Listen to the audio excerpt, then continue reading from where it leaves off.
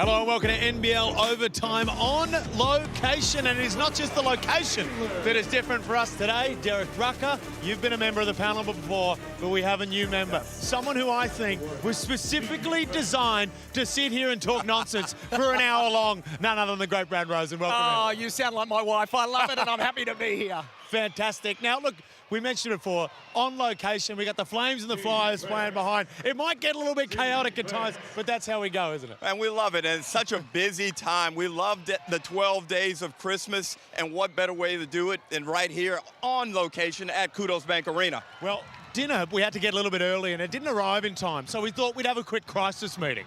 But unfortunately, we weren't the only ones having a crisis meeting during the week because the Adelaide 36ers are on an absolute skid. We've got teams late in the season that are firing with the 36ers off court, on court. The roller coaster that has been them since the preseason has continued on now, and right now a lot of it is centered around Montrezl Harrell and a couple of articles as well that came out during the week. Well, I'm going to come out and say straight away, I have absolutely no problem with what Montrezl is doing. He is balling. I like the way he's playing. The last few games hasn't been fantastic for him, but all this talk about he didn't sit on the bench the right way or he didn't go into the end of the huddle, I have no problem. If you sign a guy like Montrezl Harrell, that's what you get. So you can't take the good with the bad. He's box office. I love him. Just let it go. Yeah, you're right, Brad. And also, we need to recognize the cultural differences in sport between Australia and the United States. Australians, we're really proud of being a group coming in during timeouts, after games, rallying around each other. That's not necessarily the ethos in America. Montrezl probably was not even aware that it was going to be a thing if he wasn't in that post-game huddle. Felix, it's no different to Derek. He didn't even speak to us before we came on air, but you and I had a great time. Hey, we were standing there waiting for dinner, having a great time. It was interesting post-game. We'll have listened to the comments from Isaac Humphries when he spoke with ABC, because usually, as a player in those post-games, you go very, very guarded. He certainly did not. Guys coming in and out, it's always hard. No one knows their role. No one knows their role. And we're all trying to figure it out in front of your eyes. So the frustration is exactly the same for us as it is for you guys watching. We just trying every day to figure this out, and we're just not. So personally, when you say no one knows their role, we've seen you have a mixed bag of minutes over the last few games as well. So I think you're under 20 again tonight. Is that something that was planned? You start in the lineup but then find your way out of it? No, not planned. I don't know. Can't answer that. It's a coach question. I have no idea what's going on. Do you feel like Mike Wells' message is getting through and it's a playing group problem? No. Now, raw and unbridled honesty there from Isaac, and also comments that probably look a lot worse on print than they do when you actually look at them as well in the context of that's an emotional moment right after a game when everything's falling apart. So we can't look at that and say, Isaac, what are you talking about? It seemed like pretty honest observations from him. You know when you write that email after someone sent you an email and you're like, do I send it now or do I send it to the next day? That's the interview, right? And that's what it's about. They got him in the heat of the moment. I love his raw talk, the energy that he goes. He's frustrated, and I don't blame him, and he's not the only one. He just said what others were feeling. Right now, this is on the coach. The coach needs to get this team together and right now pull them together, or this thing's going downhill even quicker. Well, those comments put added pressure on the coach. Yeah. And right now, I think everyone is focused on Mike Wells. And can he rally this group around something? What is it? It's not defense, so we may as well go out there and try and score as many points as possible. But he's got to reach into each man's heart and motivate them right now. Well, you know, it's a recipe for disaster is when the players are saying one thing and the coach is saying another. And we saw that in Mike Wells' post-game presser here. Yeah, well, the fans, they deserve more of a competitive spirit right there, right? That's exactly what they deserve. Our group has transitioned through a lot of different things, and they've got to be able to come together and compete. It doesn't look good. You've got Mike Wells saying the effort, and you look at this, clearly something is going wrong. These aren't just losses, these are losses, big losses to reasonable teams. And the troubling part of this, Felix, is a lot of those games occurred in Adelaide. Remember, we were talking earlier in the season how they had developed a fortress down at the Adelaide Entertainment Center. But as of late, now granted, they did have the suspensions, they did have some injuries, but still, the effort, the defense, that should always be something upon which you can build a foundation on, especially when you play at home. I'm not as harsh on Adelaide as I think others are at the moment, with the fact that suspension's absolutely destroyed and rocked that club. And when you take out a guy that was dominating, Montrezl Harrell, we were talking, he was box office, everyone loved him. You take him out for 5 games, he goes back to America, you lose DJ, Kendrick was out, he comes back in. It's too early to say they're done. Tonight, I want to see something different. That's such an issue in itself there, though, that if you can have your entire season rocked by a couple of guys, now good players, I understand you lose them and you can lose those games, but what we're seeing right now is all character-based stuff, and that's the issue for me. And you've got the coach on one planet and the players on another planet. What team hasn't gone through this? And you cannot get away with that in Adelaide. You might be able to get away with that in Melbourne. You might be able to get away with it here. But the Adelaide fans are basketball fans, and they pick up this stuff, and it's the worst place. Yeah, that's very true. Give me a team that hasn't been rocked this year at some stage. You look at New Zealand. Well, Illawarra lost a few with Trey Kell being out, right? Then you look at the Kings. You look at Southeast Melbourne, the way they started. This is why I think it's only a few games, and we know what it's like in this league. All it takes is Adelaide. They're an upbeat team. They can get going. Montrez, to me, you got to run through him now. He's been taking 10, 12, 14 shots. I want him taking 20. Right. Everything goes through him, because if it doesn't go through him, send him home. What do you need him for? He's the man. That's fair. Definitely fair. On the topic of Mike Wells, now as the crowd gets fired up here for a couple of free throws, get used to that. On the topic of Mike Wells, you've got comments where people are saying he's overcoaching. He's saying, so the players are saying you're overcoaching. He's saying the players aren't giving me enough effort.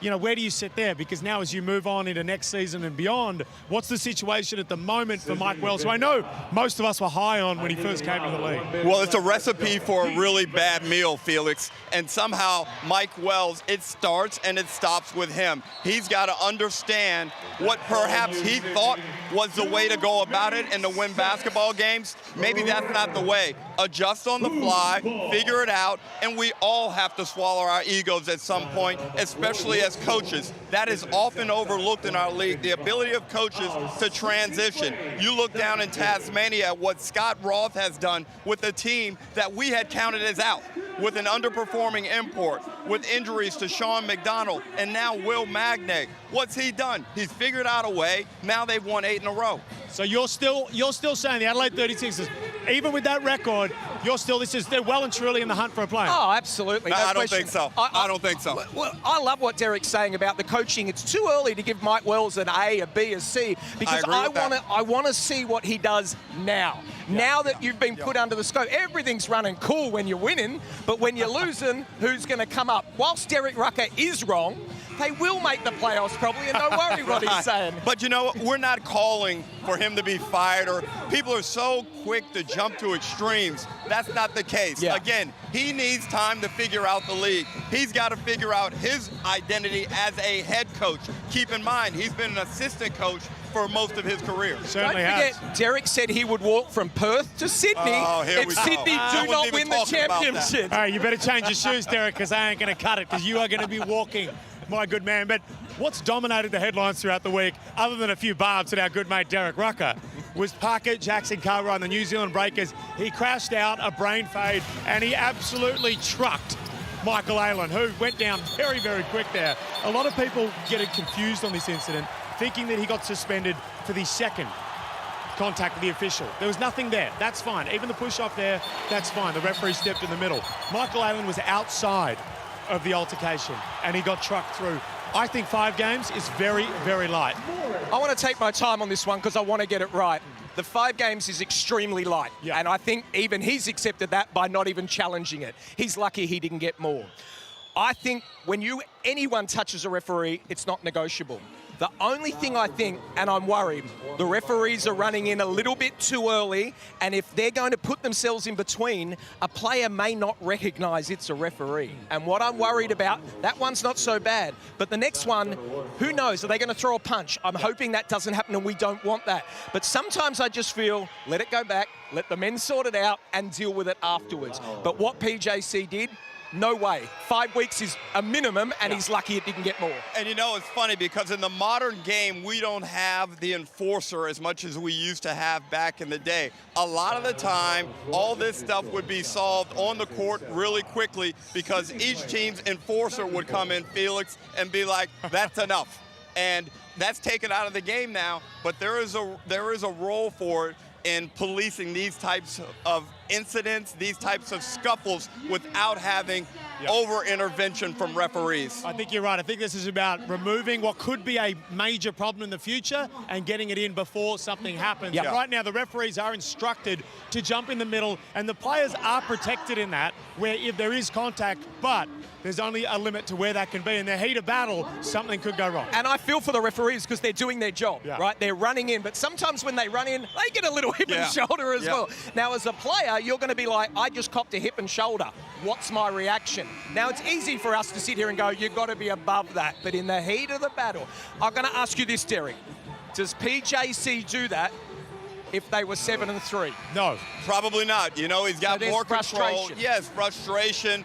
It's disappointment. Yeah. It's probably a bit of embarrassment with the team not performing to the level. And this is a guy who was leading the MVP race, in my opinion, and now he sees his team teetering down the ladder. They cannot win a basketball game. And we know PJC is a highly emotional player, and this is just probably a manifestation of everything that he's been experiencing over the past 5 to 6 rounds. Well, that's the issue, and we know that, look, they were winning early. He was in the MVP contention. They make that Gillespie move and almost sideline him out of the MVP race from the way they've been losing right there. But what's happened with New Zealand, there was a public on-court crash out. It's sort of like Adelaide, we're seeing a little bit more off-court and not quite there. But New Zealand moving forward now, without Parker Jackson-Cartwright, I've said before, there's Bryce Cotton and then there's PJC when we talk about importance of players to their team. So New Zealand, well, it's been tough, but it's about to get a whole lot tougher. But also, it's time to welcome in DJ. We've got ourselves a very live, breathing Adelaide 36. We've been sitting here talking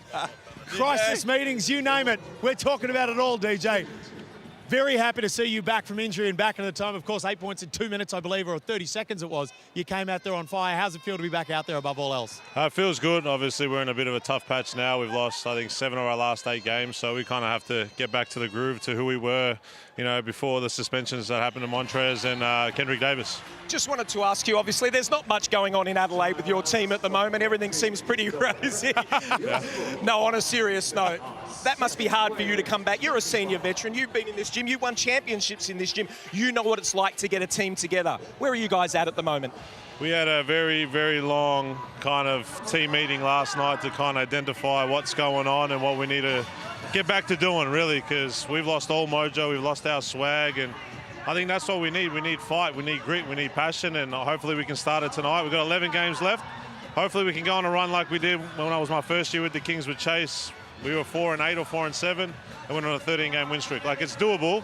It's just we need to all buy into it.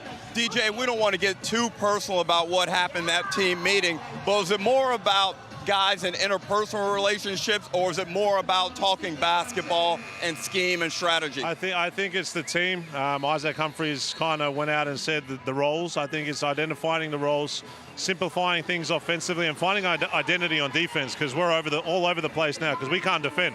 We're the 10th team in the league in defense, so we've got to find an identity. I think it was just simply basketball. There was no personal stuff, none of that. It's just identifying the team aspect.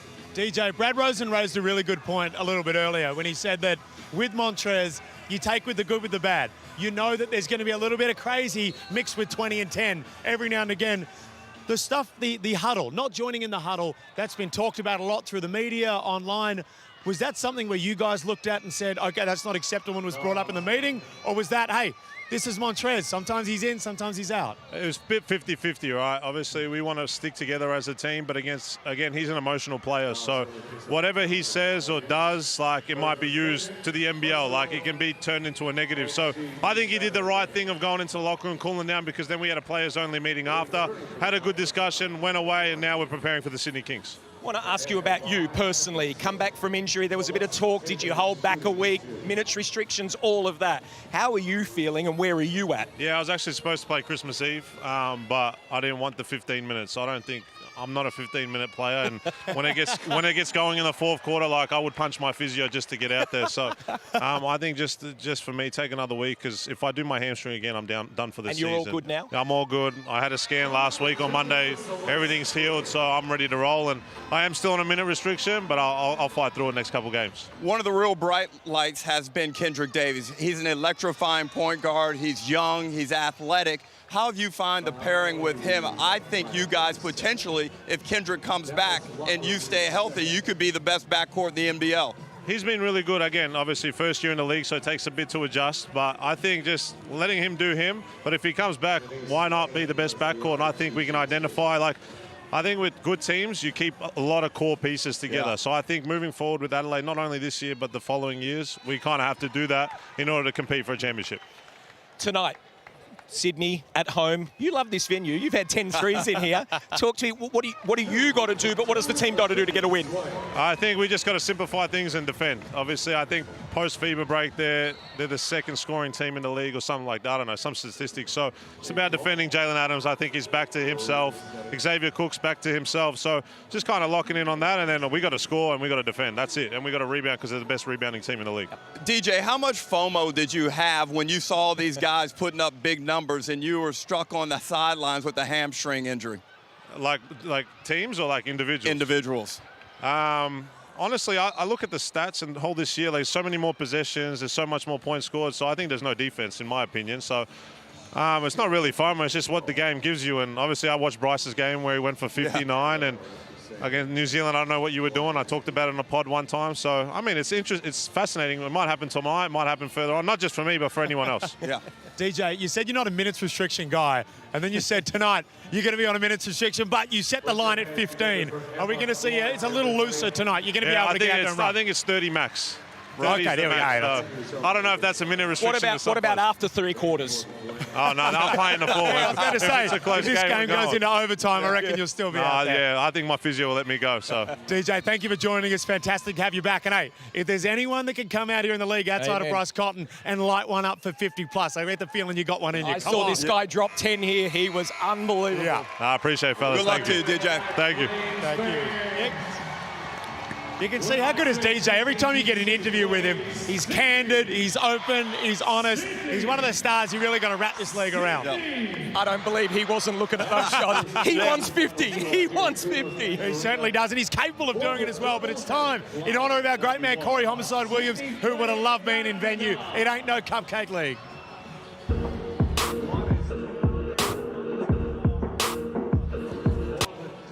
Now, it is the age of online, social media, a bit of fun and frivolity. There was a video that just came across my desk this week, and I'll tell you what, just roll the clip. Okay, Joe, fantastic. She's into the social media. Amazing. Amazing. Ty, you're a young player, fresh out of college. Not That's bad. good. Not bad. Oh, dear Lord. Brad Rosen, you're a father. You're a pillar of the community. That should be punishable. Hey, can I just say, he was asked, Derek, will you do it? He's like, nope, don't ask me. It's like, Derek, come on, do it. Nope, I'm not doing it. Oh, man, you know what the kids talk about these days? They talk about having aura. Yeah. That's the word. Oh, gone.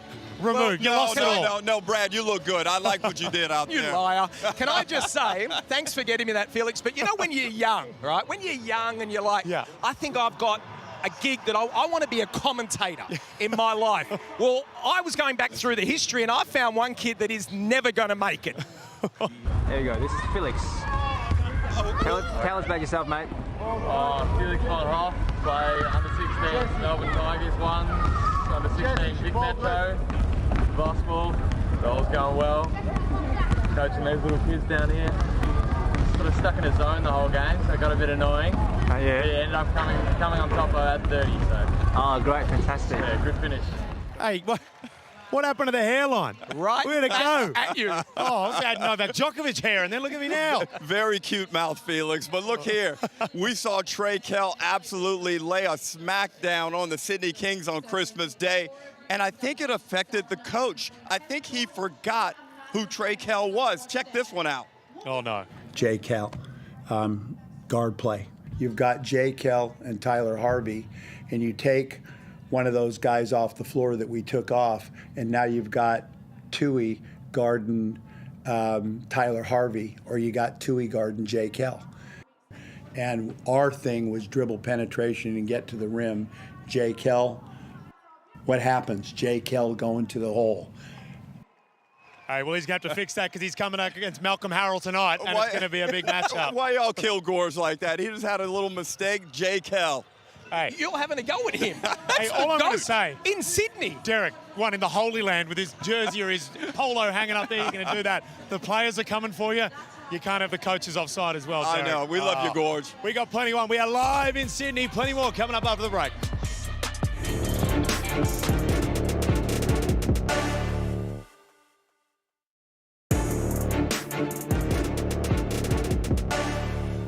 Welcome back to NBL Overtime live in Sydney. The Kings of the 36ers getting to play in not too long, but when in Sydney, there's certain things you do. You know, you go down to Bondi, you go to the Opera House, you go to Toddy's, maybe get some of that puffy bread or whatever they call it. You also speak to the man with his finger on the pulse, Olgun Uluc. Welcome in. Thank you. Have you ever been to Toddy's? I went once, but I was asked politely to never return to the establishment. Yeah. Funny, they did that at the Opera House too. Yeah. He had plenty of places around here. But let's get straight into the news now. Big signing for the Brisbane Bullets in Josh Adams. Everyone thought, are they going to sign someone? Was it going to be Isaiah Thomas? But they've gone one better, in my opinion, a known commodity in the league in Josh Adams. And a known commodity to Stu Lash. So Stu Lash was in the building when James Bateman went down with that hamstring injury. He has a connection with Josh Adams. Both are from Colorado. And so he reached out immediately, hit the phones, and they ended up with his signature. Took about a week, but they ultimately ended up agreeing to a deal. And this is someone who has been on the same team as a bunch of Bullets already. They spoke with Sam McDaniel, with Jared Bairstow. They asked for some input on who Josh Adams was as a person, as a player in practice. They got a good review from those guys, and they signed it pretty quickly. That's a big signing for them, but where do you think he fits into that lineup? We saw them struggle yesterday at times offensively against Tasmania. Where do you think he can really assist? The thing that I've been told is to think of him as like a Sobey replacement, right? He's someone who can put heat on the rim, get 2 feet in the paint, penetrate and pitch. That's something that they don't have right now, or at least at that higher level. James Bateman wasn't really that either. He was more of an outside-in guy. So he's someone who brings an athleticism that this team doesn't have on the perimeter right now. Let me ask you this. If he performs like we think he can for the rest of the season, Brad, they sign him for next year? That is unbelievably premature from you, Brad. This is it's great. This is a signing for the remainder of this season. As of now, I know this team really likes Keandre Cook, potentially for the future. They like Casey Prather for the future as well. It's very early to think about Josh Adams for the future of this Bullets team. Crystal ball. Come on, crystal ball. Man. Put him on the line. Say it. I tell you what I like about this, and I really like from Stu Lash. Brisbane right now, a real fringe team. They could go either way. But this is a championship hunting decision. Josh Adams doesn't come cheap. You could have filled this spot with someone else, one of your good mates, Craig Sword, a cheaper player out there that was maybe more of a defender, a like-for-like with McDaniel. But Stu Lash has gone out and he said, you know what? If we're going to give it a crack, we're going to give it a crack. We're going out getting one of the better players, a known commodity, a pricey commodity, and said, you know what, let's give this thing a real crack. If I'm a Brisbane fan, I'm stoked with that signing and where it's heading. Look around the league right now. Ian Hummer to Tasmania, Josh Adams to Brisbane. We're going to talk about Sydney. Just a marginal change in a season like this where the only out-and-out favourite right now is Illawarra. A marginal change could be the difference between a championship and not. Well, yeah, it's almost like you're in charge of the segues here, because let's jump over to the Sydney Kings, because that's where we are. Let's throw to the Gorge presser right now and just see what he had to say a little bit earlier. I thought Kelly was great. So Xavier Cook's great. The same situation with Cam. I'm not pointing a finger at him about winning or losing, but you know we're clearly not getting the most out of him. Big games like this, that we're playing with 2 imports and we got Bull out, and that's an important piece. And so it's still assessing, and it's getting near D-Day. Well, the great Brian Goorjian has been around a long time, and he's done a lot of press conferences, and sometimes I refer to him as the spin doctor, because he certainly knows how to deflect away from certain things, but following his presses this year in regards to Cam Oliver has been very, very difficult. Sometimes it's, he's given us exactly what we want, and then the next week it's, we need him to improve if we're going to get somewhere. What's the thought right now within that Kings ownership and management around Cam Oliver? So this is to respectfully bat away your question, this is not a Cam Oliver decision that's being made right now. This is Brian Goorjian doing a really good job in these press conferences of pressuring the Sydney Kings front office and management team. And it's, I need another ball carrier. I need someone else out here. And so we're not going to see an injury a replacement for the Sydney Kings as far as an import goes. We're going to see an addition. We will see an import guard of some sort of ball carrier in Sydney within the week. That is how this will happen. Isaiah Thomas. It is absolutely not Isaiah Thomas. I have to stress to everybody, this is more than likely not going to be some high-profile signing. This won't be a huge name. Russell Westbrook. This will be, Felix, this will be a low-risk, reasonable reward person. Think of Ian Hammond at Tasmania. This is someone who's going to come in and ideally maximize the rest of this roster. Someone who will carry the ball. Jalen Adams can play off the ball. Maybe this guy can maximize and optimize Cam Oliver. That's what they want this person to do. This person will be here within the week. And Olgun, how bad do you think the Bull Qual injury has affected this team's performance and their prospects of winning a championship? And also on the back of that, when can we expect Qual back on the court? I would expect Qual to... This is not a long-term injury, from what I understand. Now, I think this has affected them offensively. I thought that they'd get more offensive juice out of Bull Qual. They've been okay defensively without him. They're the #1 defense in the league right now, so they've managed without Bull Qual. What this has done, though, it's given them some cap relief.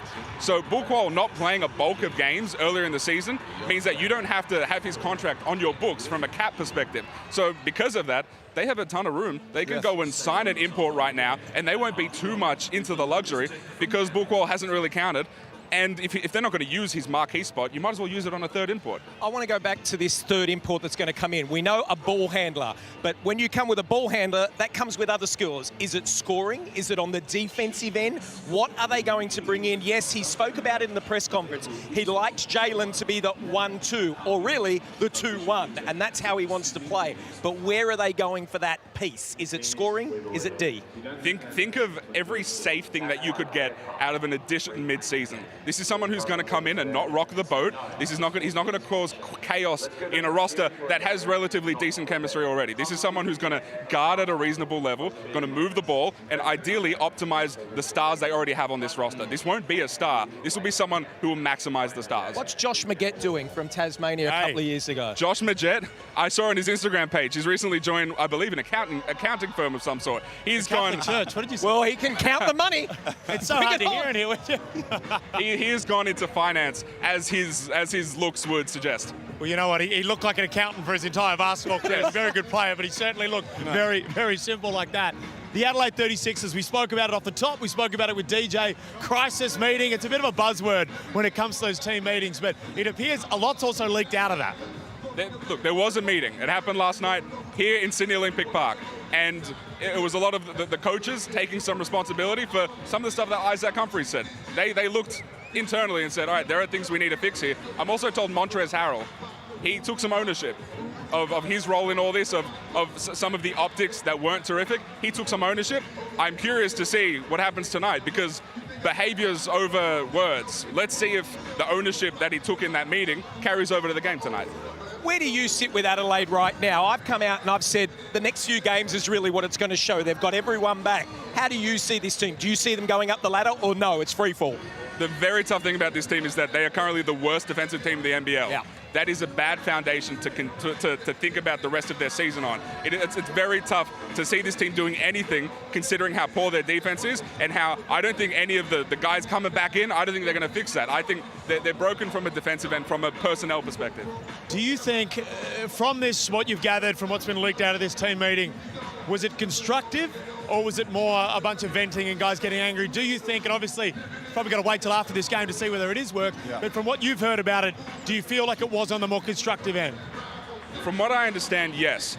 We'll see how long that lasts, though, because this is a team that is full of interesting characters. From Kendrick Davis to Montrezl Harrell to Dejan Vasiljevic, they have a lot of alphas on this team. Can they all coexist with one another?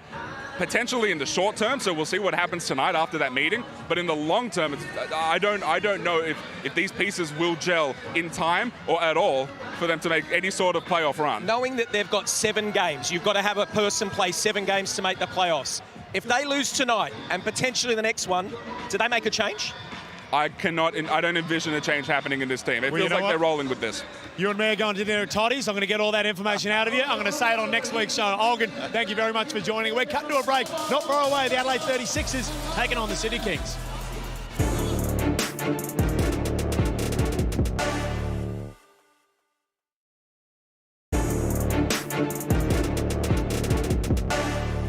Welcome back to NBL Overtime live in Sydney. The revolving chair of the who's who of New South Wales continues here. We welcome in the Kings CEO, the mastermind of one of the best rosters in the league. You did your part fine putting this roster together. Chris Pongrass, welcome in. Now, at the start of the year, they told me, the media heroes told me that you guys were going to go undefeated and you weren't going to lose a game. Right now, you're still sitting very pretty on the ladder, but there has been more negativity around the Kings, it seems, and there has been positive. Do you think maybe that's a little bit harsh, just considering that it's such a talented roster? Yes and no. Like, I actually think, you know, that it comes with the territory, right? You want to put a great group of guys together. People would come out and say we had a great roster, and I believe we do, and we did at the time as well. Playing in Sydney, you guys know all too well, right? It comes with the territory of being the hunted. So, you know, I think that fuels us a little bit. And they're not talking about us now, which is great, mate. We're sitting right there in third. We don't want to put you on the spot, but we will. Yeah. So Olgun was just here and said by the end of this week there could be a third import signed, and he could be a point guard / person that brings up the ball. Yeah. We don't, you know, we just want to know, who is it? No names on here, you know. Okay, next one in. Get him out. Exactly. Get him out.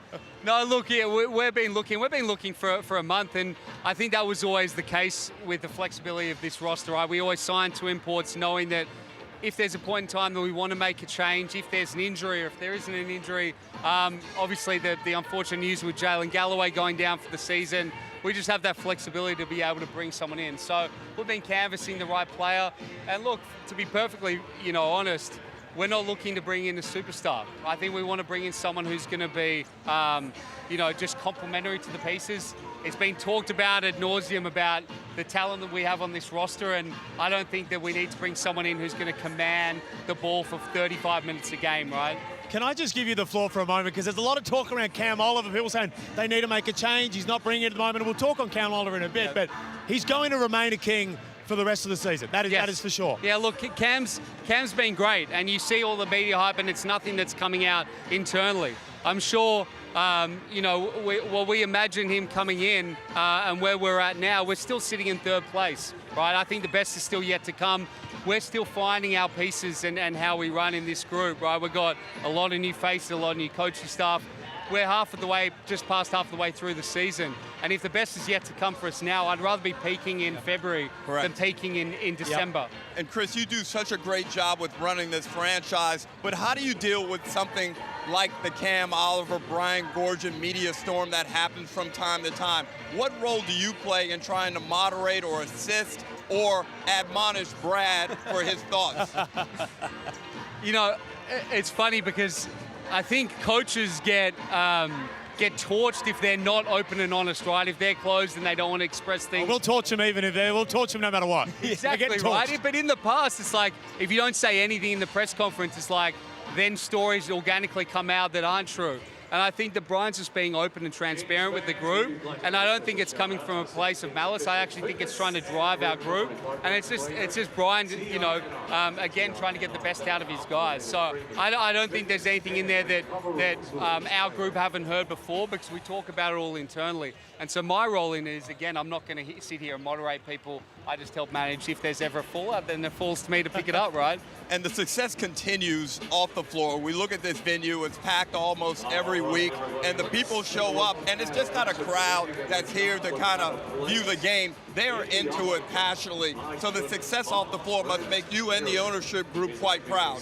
Thrilled. You know, what we've seen in the last 5 years about the trajectory of this sport in Sydney particularly, you know, we're hoping to have 11,000, 12,000 here tonight, which immediately post-Christmas, this is where we start to take off. So we've only had a handful of home games coming in to start the year, and again, we just want Sydney fans to be able to come out and support a team that's going to contend year on year. We know Sydney loves winners, mate. Oh, yeah. So we've seen them when they're not winning and how they show up. So I think we've brought a good fan base together where even if we're not performing, they're going to sit and show up. And again, we've seen them help drive us. When I'm lying lying in bed at night and I'm thinking, what do I want to do? And I'm thinking of a meeting. There's Chris Pongrass. There's Luke Longley. There's Andrew Bogut and there's Brian Gorshin. What the hell? That must be the greatest chat in the world, you four talking about building this team. I'm glad that I'm in your thoughts while you're lying in bed. I'll start with that. There's not much room left in the bed because Luke Longley's in there as well. Derek is not. Of course. I mean, between Luke, Brian, Andrew, you know, like it's a great group to be able to work with. And the best part of it is really collaborative. I don't think there's anyone in there. We take ideas from everyone, even our assistant coaches and our ownership group. I think it's a really collaborative approach. And again, I think we've seen this in our import search and who we're going after. We'd only bring in the right fit and the right person and the right character. Bringing in an ego into the locker room at this stage of it, that's nothing that we want to do. We want to bring in someone who's just going to be a complementary piece to this group. So looking at the league as a whole right now, Chris, give me two teams that you're really impressed with at the moment. I think everyone's obviously going to say Illawarra. I think from what they've built and where they've come from last year, I think Tatum's done a fantastic job with their group. And they've got a lot of returning faces. I feel like a lot of those guys know their role and they come out and play hard every night. I think what you've seen about what they're doing offensively is just kind of scratching the surface. I think they're a really good defensive team, although the numbers might not obviously show it. They just got a lot of players who play hard and know their role. So I think Illawarra have been really good. And again, I know Melbourne have slipped a couple of games, but where they've been to start the year, they're going to be fine. Come the rest of the year. Agreed. In a bit of a Qudos sense. Now, you said you're going to bring another guy in, and you said you don't want to bring an ego into the locker room, someone who will easily fit in. Is previous NBL experience something you're looking towards there? Is it potentially going to be a name we've seen before? Are you trying to get a job? No, I'm trying to get an answer. It's not.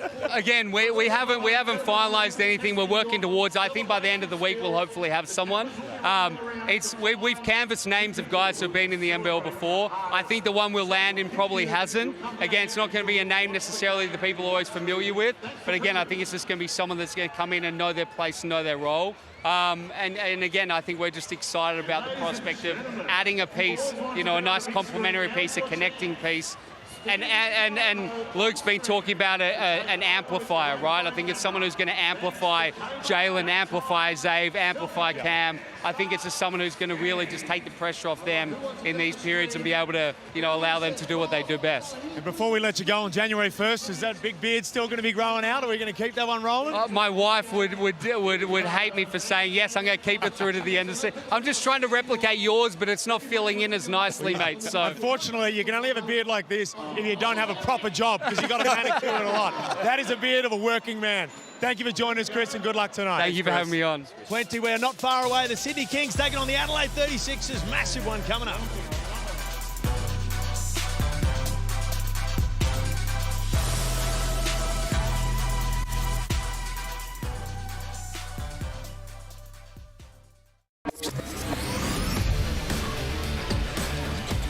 Here's Davis firing the triple and knocking down the three. Prather inside. Harrison sees a double. Casey with 5 seconds to work with. Needs to get it up and gets it down. Casey Prather with a massive hit. Cotton is running ahead of him. He's going to pull up and fire and drain another three. The Mitsubishi Motors threes leaderboard. Look who's starting and he's back. Chris Golding at 61. Tyler Harvey, that's where your threat's coming from. Chris Bryce Cotton, well, he's back. He's rolling as well. But Chris Golding, the form that he's been, I think he's going to be very, very hard to catch. But there is plenty of good names in that one. And we've had some high-scoring games, so hopefully that's a big number. But I've been dreading this segment. I've been dreading this because I came out and said last week that Tassie, it was fool's gold. The streak that they'd been on, they'd beaten New Zealand 3 times, Cairns, the real cellar dwellers of the league. But you know what? You've gone 8 in a row now, and you've got to win on the road against Melbourne United, and you got one on the road against Brisbane. So Tassie fans, I apologise. You were right for now. But I'll tell you what, if you come and drop a game to a cellar dweller, I'm going to be tweeting up a storm. But Tassie, they're rolling at the moment. They're looking very good. Well, the thing is, they're playing very well on the defensive end. That's where Scott Ross has formulated his game plan since the inception of this club. And yesterday, they did an absolute number on Brisbane on that end of the floor. They limited Casey Prather's opportunities. They made life really tough for Keandre Cook in the first half. And Tasmania, Brad, they're back to playing the type of basketball where they can win games anywhere. Some people doubted the strength of their schedule when they commenced this undefeated run, but I'm starting to believe. I was down there in real time yesterday, and it's an almost impossible place for a visiting team to get a victory. Unbelievable. Defensively, to me, they've been like that all year. It was always low-scoring games. They just weren't getting the points themselves. Over the last 8 games that they've won, they're averaging 94. Right? Yeah. That's massive. That's a massive difference to what they were doing previously. And it's not they're looking and getting good shots, they're getting great shots. And that's such a Scott Roth style of basketball. Get the ball, move it around, make sure the right people. But I do want to say, it's not a coincidence that since Sean McDonald's come back, that guy has made a massive difference. Well, we've been wrong a lot with Tassie, because even I said earlier, if you're relying on Sean McDonald coming back into this lineup, a guy that was a development player the year before, well, you're in trouble, because he's good, but he's not game-changing good. Right now, and Sean McDonald's great, but it's not just his individual skill, it's how he allows the other players to play. Milton Doyle is probably the best beneficiary of Sean McDonald being back in that team, because Jordan Crawford is an unbelievable guard, but he's not a pass-first guy. Now, Sean McDonald is distributing the ball, and we are seeing the best of Milton Doyle. And Felix, that's very well said. But I love the way Sean McDonald manages the game. And as Brad said, since he's come back, Crawford and Doyle have found their rhythms. Crawford went on a run a few games ago where he was really tough. But yesterday was all about Milton Doyle, 23 points. They could not contain him off the bounce. That's the type of Milton Doyle that I think most of us expect to see more consistently.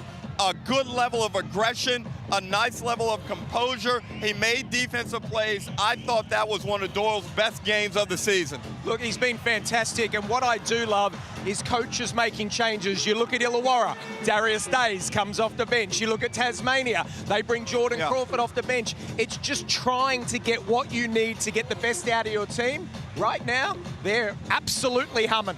And the thing is, at the moment, every win they can get until Will Magnay gets back into that lineup, for me, is worth 2. This guy is feared when people walk into the paint. Right now, Hummer's playing good defense, but he's not feared at the rim. Fabian Kristovic, he's no threat at the rim defensively, but it doesn't change. It's the most Tasmania thing ever. It's almost frustrating. How are they doing it? What is Scott Roth doing? They lose their best defender, and they somehow get marginally better. Hey, he's a coaching wizard. We must acknowledge that. He is one of the top 3 coaches in the competition. He finds a way to take the slightest bit of success with his unit and manufacture it into something bigger. He doesn't care who they beat. He doesn't care where they win the game. He will make that bigger and create a greater level of confidence amongst his troops, and that's why you get these results. Brad, Derek, I want to put one to you. If Tassie continue to roll and they finish the ladder, let's say second, Illawarra first, you know exactly where I'm going. Is Scott Roth the coach of the year? Because right now, Justin Tatum is a runaway favourite. But Scott Roth, if they continue this role, considering the pieces they have and what they've lost throughout the year, he has to be in contention. Look, I love what you're saying. I do want to add that they're 7-2 at home. So if they get into the top 2, they're making the grand final, right? You can't beat them at home. But no, to me, it's Tatum. Tatum is the coach of the year. The big thing is I love that he went out and said, I want Trey Kell. Or Jay Kell, right? I want Jay Kell. So you did it, man. I want Trey Kell, right? And that's what he went and got. I love him as a coach. I think he's been brilliant, but I take nothing away from Scott Roth. Scott Roth? I'm going to go with, if Scott Roth wins every game at home and they finish in the top 2, and if he's standing on one leg on his left foot, and if he's got his right hand in there. If Tassie go undefeated and win every game by 50, it's Justin Tatum. You might get it. But it's time to get into the trend. Is your friend, all thanks to Sportsbet.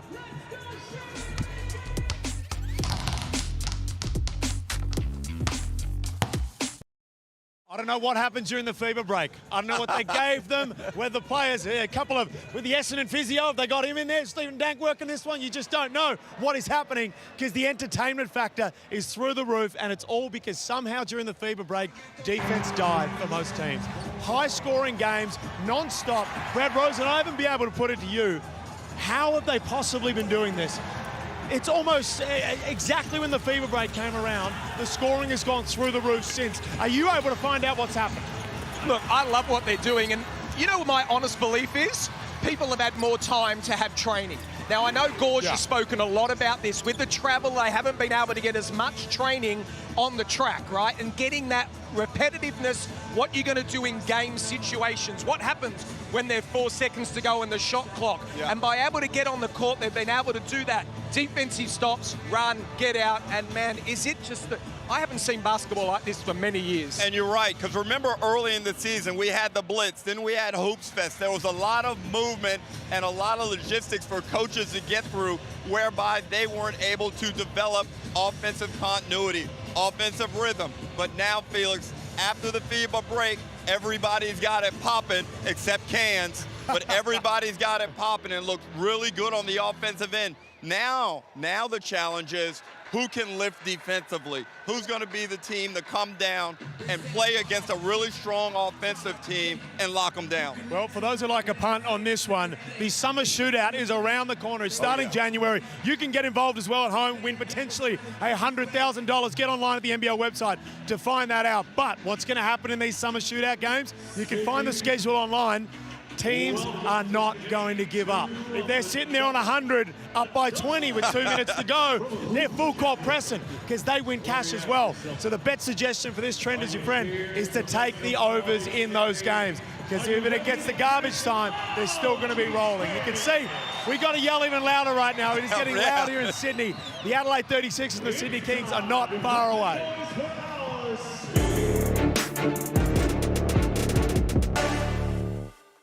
What are you really gambling with? For free and confidential support, call the number on the screen or visit the website.